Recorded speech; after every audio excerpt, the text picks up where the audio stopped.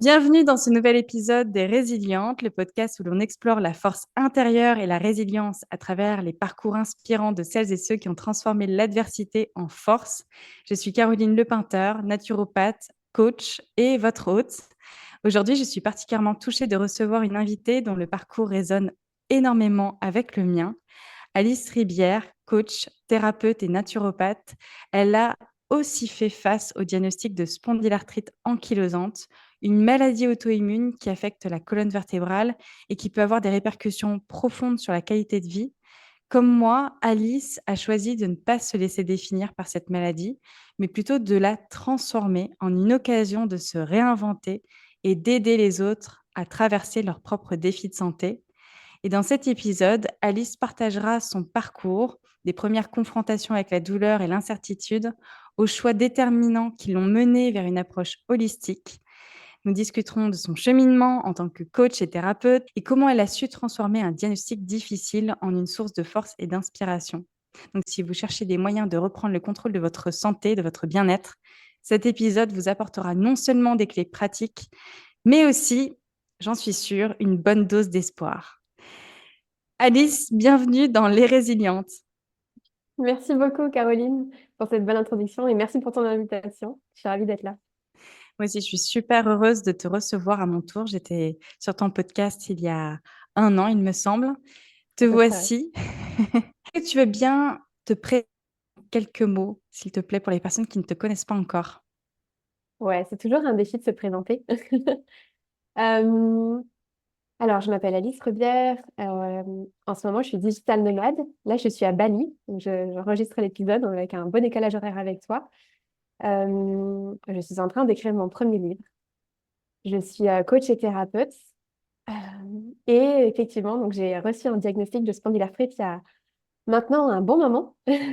Et c'est rigolo parce que tu vois, j'ai même plus envie de dire j'ai une spondylarthrite parce que pour moi, elle est plus là en fait. Ou elle est quasiment jamais là.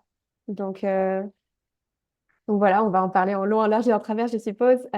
Aujourd'hui, je me sens beaucoup, beaucoup mieux que tout ce que j'ai pu être avant dans ma vie.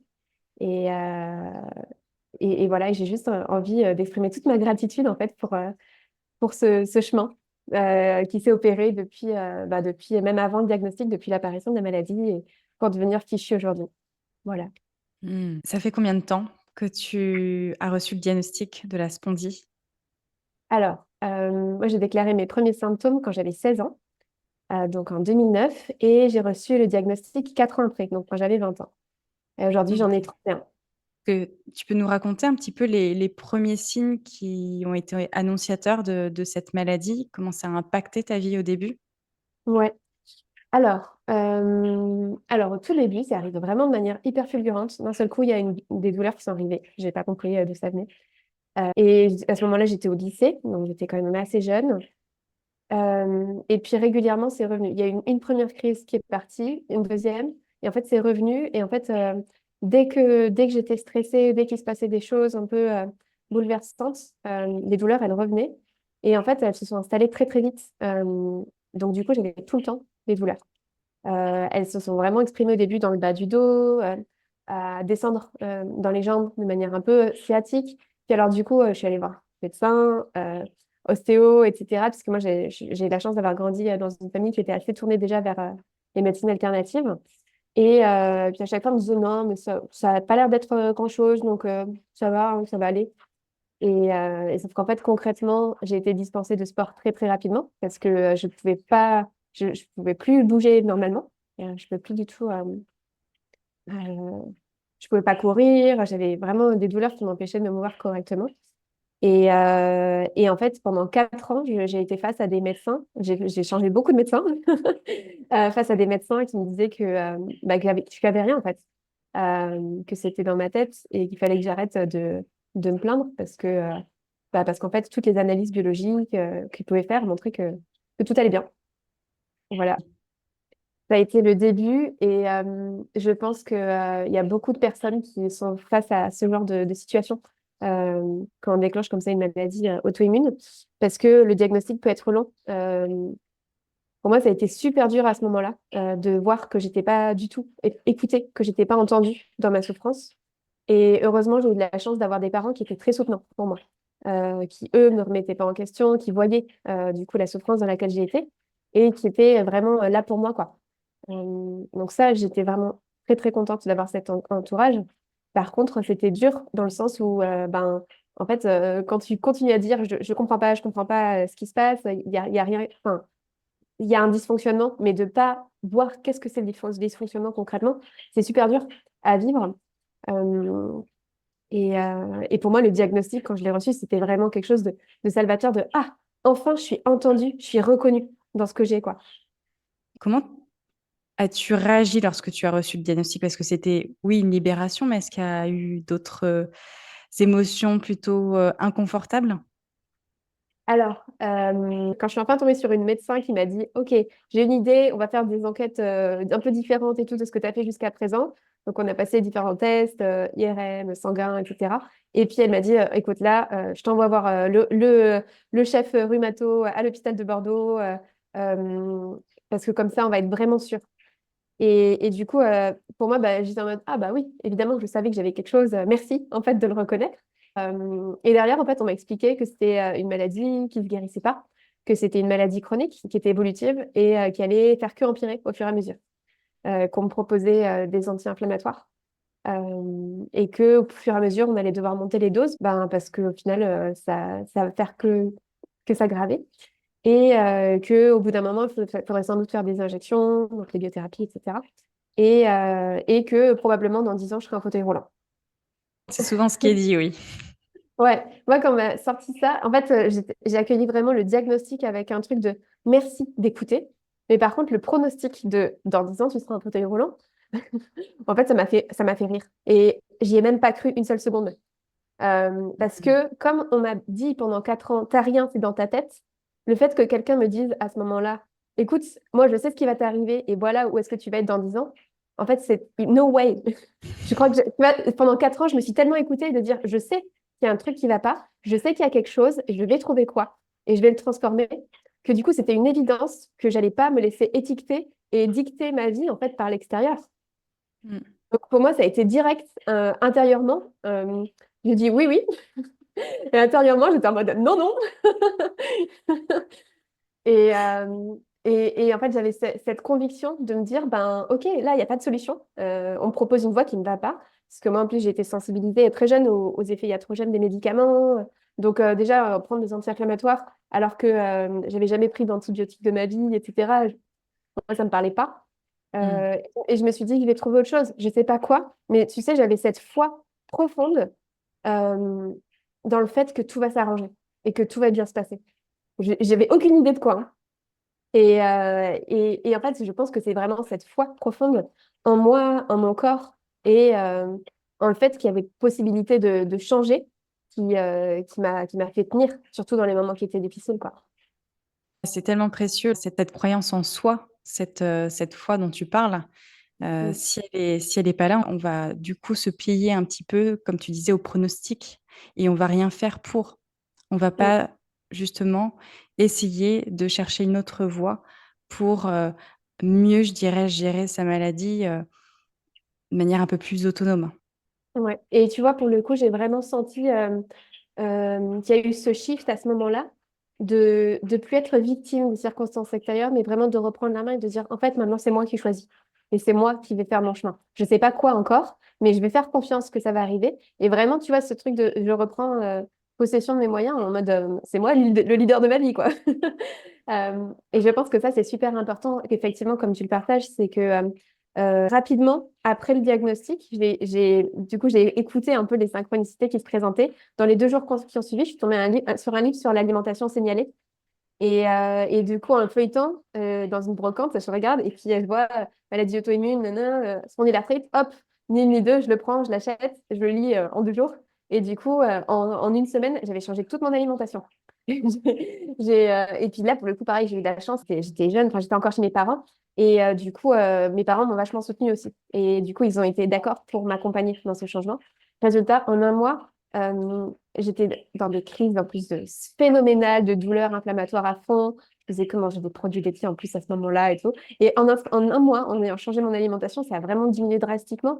Et évidemment que ça n'a pas suffi parce qu'après, ça a repris, etc. Mais par contre, là, j'ai pris conscience vraiment très rapidement après le diagnostic de ah mais en fait j'ai une marge de manœuvre, je peux jouer sur ce qui m'arrive. En fait, je suis pas victime de la maladie, mais j'ai vraiment un pouvoir d'agir qui va venir faire transformer les choses. Et le fait d'en avoir pris conscience à ce moment-là, c'est là que je me suis dit en fait je vais être inarrêtable.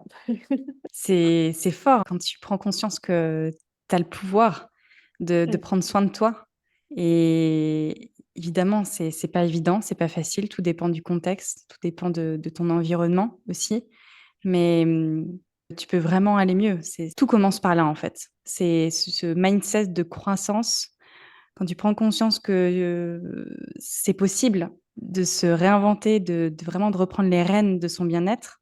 mm, Tu as une synchronicité, en effet, qui se produit en dans tout ce qui, t'est amené, en fait, à toi et tu prends les bonnes actions mm, et ça, c'est vraiment puissant. mm, Quand tu as cette visualisation de toi qui peut aller mieux, ça change tout. Tu peux mm, pas, en fait, aller vers, ce sur quoi, en fait, les médecins t'ont parlé. Une mm. personne qui finira en fauteuil roulant. Ouais, et puis tu vois, moi je viens d'un background où je suis de scientifique, puisque du coup j'ai été ingénieure avant d'être coach thérapeute. J'ai été ingénieure dans le domaine biomédical. Et en fait, ce qui est passionnant, c'est de se rendre compte justement de la puissance de l'épigénétique et de à quel point est-ce que l'environnement va pouvoir influer sur son corps. Et moi, j'étais passionnée par beaucoup de choses justement autour de la régénération, des pouvoirs du corps, du pouvoir des gènes aussi. Et du coup, j'avais vraiment alors moi, j'avais vraiment... J'étais le profil de j'ai besoin de voir le côté scientifique et tout pour y croire. Et d'un autre côté, c'est très paradoxal, mais à la fois ce côté très cartésien et en même temps une grande vertu de dire, mais j'ai foi, tu vois. Et comme s'il y avait les deux en même temps. Et en fait, c'est paradoxal, mais d'un autre côté, c'est hyper complémentaire parce que du coup, je suis beaucoup allée me documenter. Je suis beaucoup allée chercher des informations, et y compris beaucoup dans la littérature anglophone parce que malheureusement, en France, c'est vrai qu'il y avait très peu d'informations, en tout cas à cette période-là. Je ne sais pas comment c'est aujourd'hui.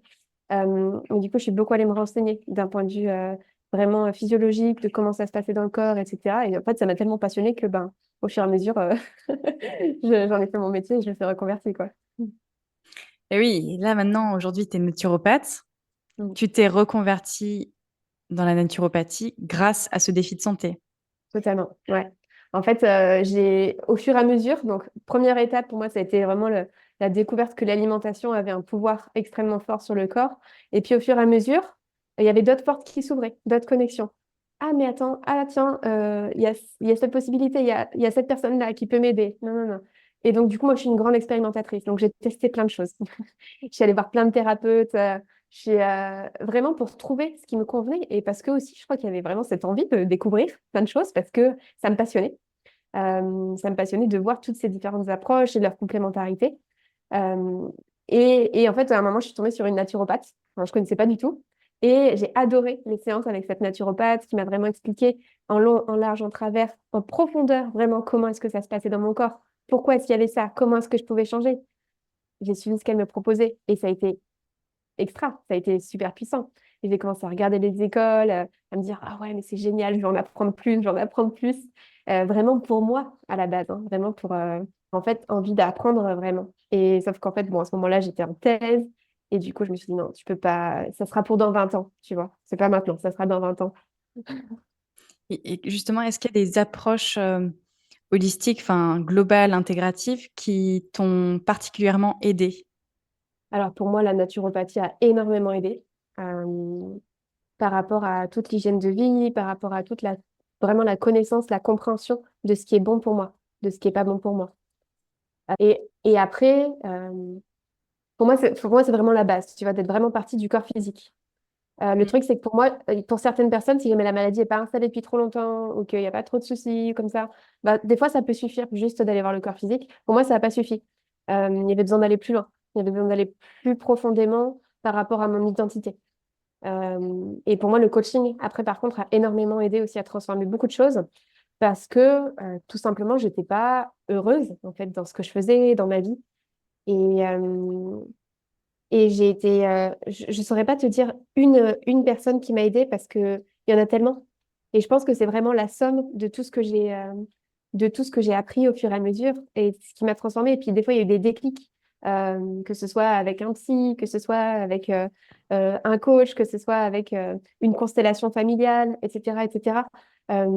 Il y a eu des déclics de ah, mais en fait, là, il y a quelque chose à détricoter par rapport à mon vécu personnel ou à mon vécu familial.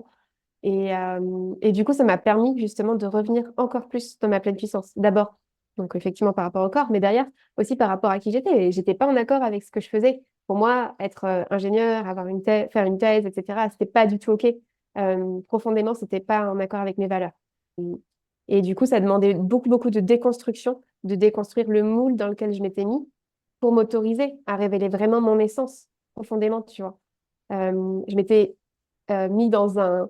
Tu vois, c'est drôle parce que la spondylarthrite, c'est vraiment un truc qui rigidifie. Et je m'étais mis dans un carcan de je pense qu'il faut que je fasse comme ça, tu vois. Je m'étais mis dans une boîte bien serrée de c'est comme ça pour toi. Sauf qu'en fait, c'était Hmm. pas du tout ça. Ça me rendait pas du tout heureuse. Et puis, je m'imaginais que c'était ce que les autres voulaient de moi. Alors qu'en fait, déjà, c'est pas ce que les autres veulent de moi, c'est moi ce que je veux. Et ensuite, c'est m'autoriser à vraiment libérer ça profondément. Donc, c'est surtout ce cheminement qui a été accompagné par plein de personnes et la naturopathie et le coaching ont fait beaucoup, beaucoup partie du chemin, mais il y a plein d'autres choses aussi qui ont aidé au passage, quoi. Hmm. Comment la spondie a-t-elle influencé ta vision de la vie et du coup aussi ta vie, professionnelle? Parce que tu Mm. as pris une toute autre voie aussi. Eh ben, alors je sais que ça peut paraître bizarre, ce que je vais dire pour certaines personnes. Et puis moi, c'est vraiment mon vécu. Mais en fait, aujourd'hui, je remercie la spondylarthrite d'arriver dans ma vie. Parce que sans elle, je ne serais pas devenue qui je suis aujourd'hui. Et pour moi, c'était vraiment ce que j'avais à dépasser pour me réaligner et pour me choisir profondément. Je pense qu'elle m'a aidée à comprendre beaucoup de choses à propos de moi et que du coup, ça m'a apporté la certitude que quoi qu'il se passe, c'est à mon service. Que tu vois, s'il y a des obstacles, s'il y a des choses qui viennent, c'est pour m'aider à évoluer, pour m'aider à transformer. Et aussi cette conviction justement de me dire, mais je peux transformer. Évidemment qu'il y a des moments où ça va pas, et il y a des moments où il y a des vagues, et puis il y a de l'impuissance qui arrive, et c'est dur, et il y a de l'émotionnel, etc. Euh, mais in fine, euh, on peut transformer en fait. Ces pouvoirs, ils sont vraiment là dans le corps. Et je pense que c'est vraiment ça que ça m'a apporté, ce chemin, tu vois. Je ressens la même chose que ce que tu peux ressentir, c'est cette gratitude envers, la maladie. Sans la maladie, on ne serait pas là où on en est aujourd'hui. Ça a été Ouais. un catalyseur de changement. Il faut l'accepter parce que c'est pas évident. C'est un peu comme une petite mort, en fait. Cette maladie, on n'est plus du tout la même personne qu'avant. Mais Totalement. grâce à cette petite mort, on a pu renaître d'une autre, manière, d'une autre façon et on est beaucoup plus, je dirais, alignés à qui on est vraiment. On Mm. répond mieux à nos besoins, à nos valeurs. J'ai envie de partager une anecdote du coup, Mmh mh. parce que pour moi, clairement, c'est venu justement libérer une force pour oser la transformation, parce que c'est pas confortable, hein, on va le dire. C'est pas confortable de remettre en question nos croyances, de remettre en question tout ce qu'on s'est mis en fait comme filtre depuis tout petit, quoi. Moi, ce que j'ai envie de partager, c'est quand justement je partageais que du coup j'ai fait une thèse, etc. En fait, la thèse, j'ai très vite arrêté. J'étais au Canada, ça se passait pas bien du tout. Et j'ai eu un accident de voiture à ce moment-là.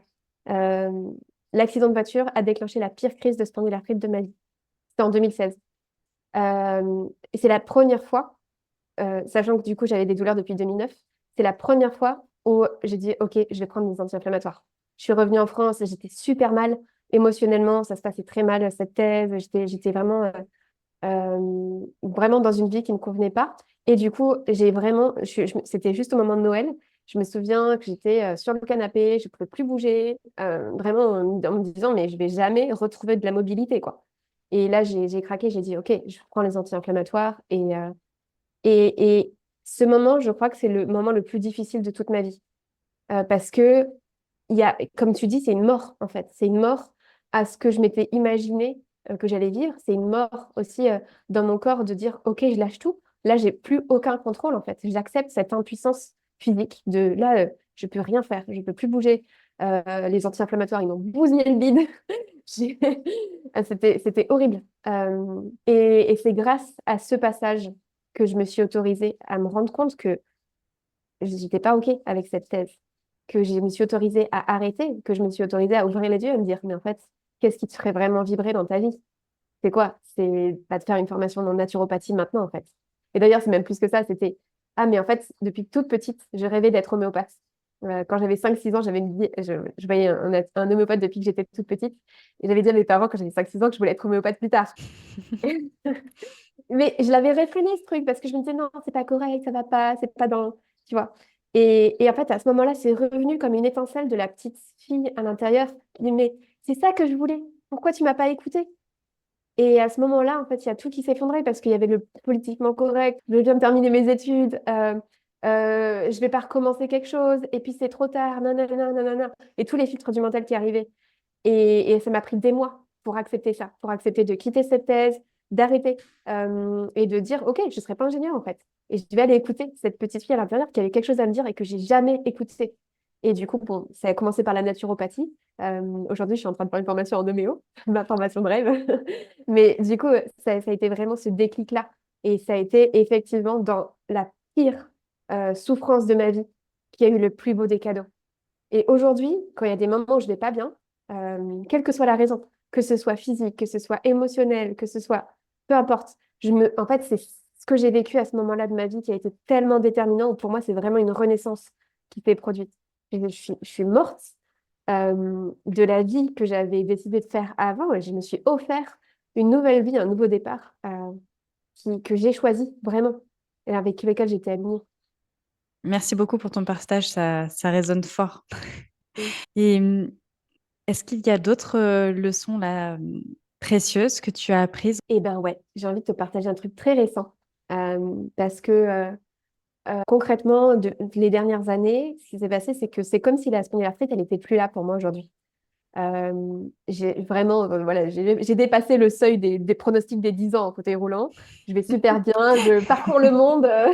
En tant que digital nomade, je me balade partout. Voilà, je suis fan d'escalade. Donc, la mobilité, ça va tellement mieux, mais ça n'a rien à voir. Et je ne pouvais pas imaginer d'avoir un renouveau comme ça. Et oui, et donc du coup, ma leçon, c'est que les choses qui déclenchent encore des crises aujourd'hui, parce que des fois j'en ai qui reviennent, c'est justement si jamais il y a des choses au niveau alimentaire qui me déclenchent toujours, tu vois. Donc je sens que là, il y a un trigger, mais par contre, ça, je peux le maîtriser parce que c'est moi qui choisis ce que je mange ou ce que je mange pas. Il y a un autre trigger, c'est quand je suis pas alignée entre ce que je fais et qui je suis. Et dans ces moments-là, eh bien, l'instant, il revient comme un signal pour me dire, tu t'es pas écouté. Tu n'as pas écouté qui tu étais profondément. Et ça, c'est génial parce que du coup, c'est comme si j'avais un signal intérieur qui me dit, tu n'as pas le choix que d'être toi. Et le troisième, donc d'une certaine manière, ce deuxième facteur, je peux le contrôler aussi, tu vois, en étant vraiment impeccable avec moi-même, à revenir à qui je suis, à comment est-ce que je gère mon quotidien, etc., les actions que je pose. Et le troisième facteur, c'est l'humidité.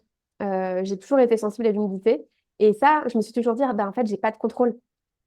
Donc, il y a un orage qui arrive, je vais redéclencher quelque chose, etc.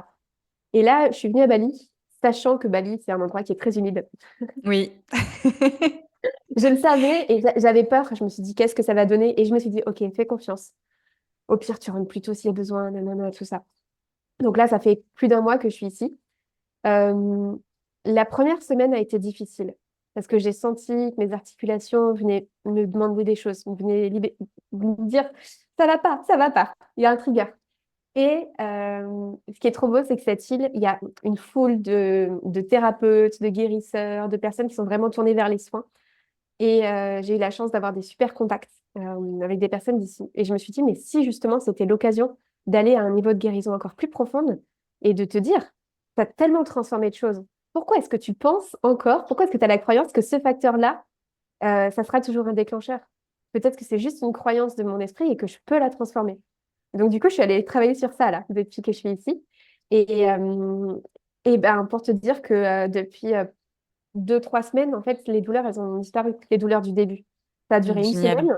J'ai vu, Mm. euh, j'ai vu plusieurs thérapeutes, pareil, qui m'ont beaucoup aidé sur la libération émotionnelle, mais profondément, tu vois, sur une approche somatique, etc.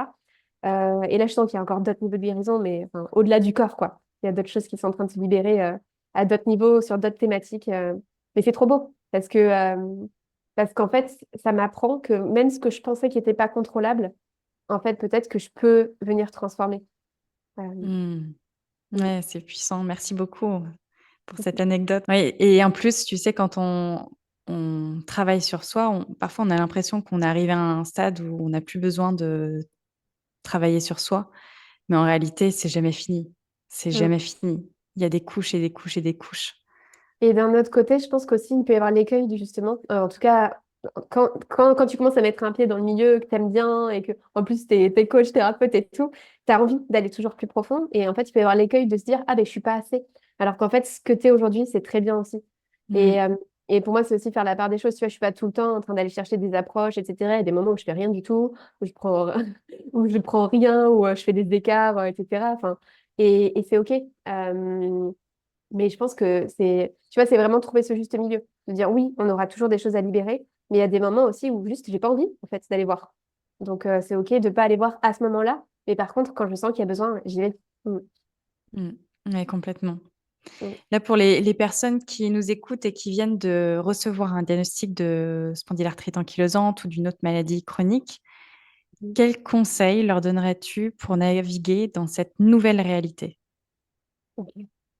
Mais alors déjà, de pas rester seul. De s'entourer, mais j'ai envie de dire de s'entourer de personnes qui sont dans une posture justement de transformation et de leadership. Parce que au début, moi, j'ai eu l'écueil de m'entourer de personnes qui étaient dans un côté victime et de se sentir désempuissance. Alors que justement, là, il y a une opportunité de fou après un diagnostic d'empuissancement. Évidemment que ça demande d'accepter. Je pense que ça, c'est le numéro un, c'est vraiment de dire, OK, j'accepte et je laisse les émotions qui viennent, je laisse tout ce qui vient me traverser. S'il y a un statut handicapé, s'il y a le mental qui arrive, etc. Oui, on accepte en fait. Et c'est OK de vivre ça parce que ça fait partie. C'est comme un deuil. Tu as parlé de mort, mais c'est comme un deuil à faire aussi de quelque chose qu'on s'était imaginé. Et on sait qu'un deuil, bah, ça peut prendre plus ou moins de temps, il y a plusieurs étapes. C'est OK de l'accueillir. Par contre, derrière, c'est s'entourer de personnes qui ont cette manière de voir de j'ai le pouvoir, tu vois. Et je pense que ça, c'est vraiment hyper important parce que c'est dans le mindset qu'il va y avoir énormément de choses qui vont se passer. Donc, oser aller voir justement comment est-ce que, en m'entourant, ça va me faire shifter vers je peux transformer la situation et après venir agir.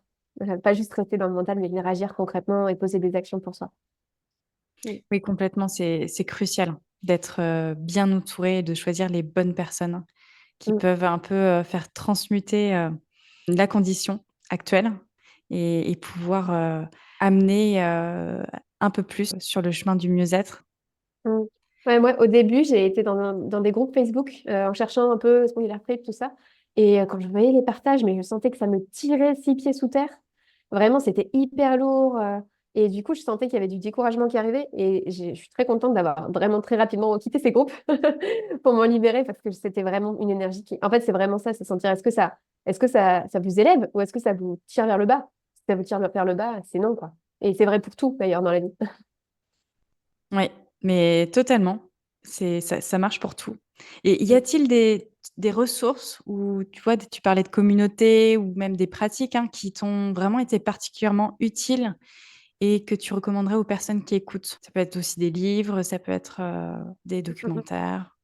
Moi, mon point de départ, ça a été vraiment un livre qui vulgarisait la troisième médecine, l'alimentation de Seignalé, qui est un livre de Jean-Marie Magnin. En fait, il vulgarise Seignalé. Moi, ça a été ma porte d'entrée. Après, ton livre, il est extra. Je l'ai chez moi. Il est Ah génial. génial! Donc, Merci. merci. Merci aussi de vrai pour ça, parce que je pense que c'est hyper important. Ouais, je pense que c'est vraiment les premières étapes. Vraiment ça, de prendre un rendez-vous aussi avec un naturopathe et surtout de pas lâcher. En fait, de pas se décourager. Ça peut paraître énorme des fois, la montagne de choses à faire. Et je sais que il y a des moments où en fait on est complètement submergé, débordé de choses à faire. C'est y aller petit à petit, pas après pas, et se faire accompagner, pas rester seul surtout. Mm. En fait, quand tu as des niveaux de douleur qui sont hyper forts, le système nerveux il vient me déclencher et du coup, ça vient créer aussi de l'anxiété ou un mal-être vraiment profond. On sait qu'il y a des liens entre la douleur et la dépression aussi.